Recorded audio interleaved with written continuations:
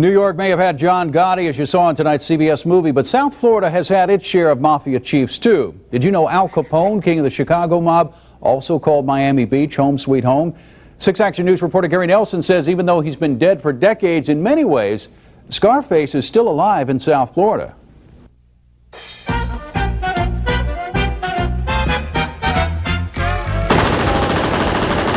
Al Scarface Capone. He was, no question, Mr. Mob of the Roaring '20s. And when Capone's boys were at play in blood-drenched Chicago, the boss was often away to sun-drenched Miami. The Biltmore at that time was in its heyday. In the 1920s, Capone would spend weeks at a time at the opulent Biltmore in the Gables, holed up in his private suite, always keeping one eye out for the law. There was an exit that was a stairwell on the very top level that was an escape entrance, which is boarded off now, of course, in case there was a raid. In 1927, Capone bought a sprawling estate on Palm Island between Miami and Miami Beach. Today, the house looks much as it did then, but today, a gangster isn't living here, a policewoman is. She asked us not to take her picture. Is it not ironic that a Metro-Dade police officer is living in Al Capone's house? Well, he'd probably roll over in his grave if he knew that. There is some evidence Capone's ghost, at least, may be rolling over. Sometimes things will disappear and then reappear in a place where we knew that we didn't put them. Things will be misplaced and found, in a shoebox in the bottom of a closet that hasn't been opened in a few years. If Al Capone's ghost is haunting the cop, it might be understandable given that the cops haunted him in Miami. Try as he might to get respect here, all he got was hassled.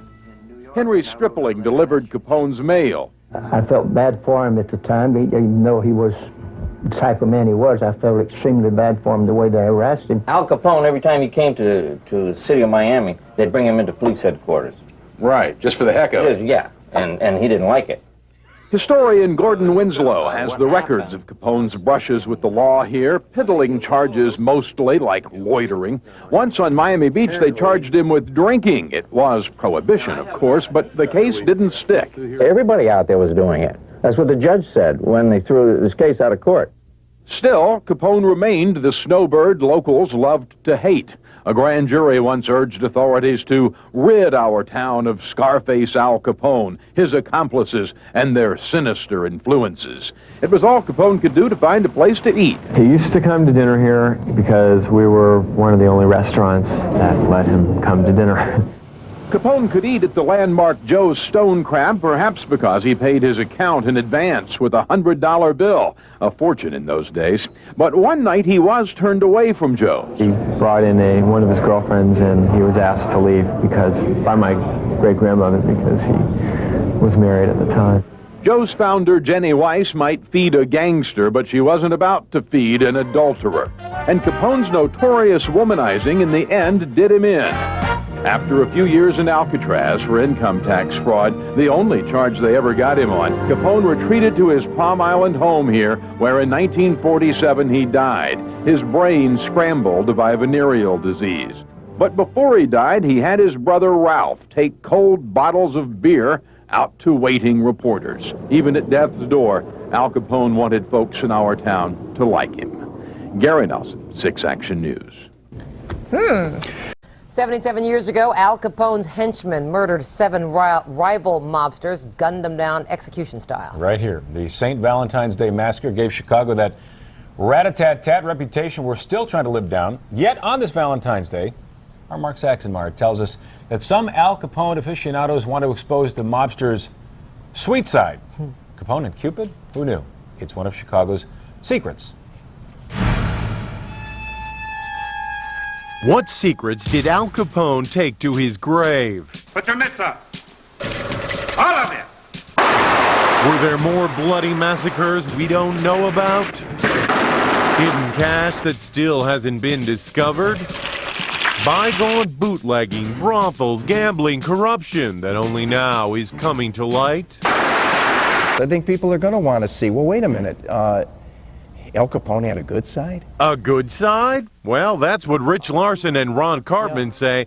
They're the producer and director of The Other Side of Capone, a documentary which downplays the cold-blooded Capone in favor of That human, caring side. Through reenactments, the film shows events like the aftermath of a drive-by shooting in which Capone does everything in his power to help an innocent bystander. No matter what's the cost, I'll take care of everything.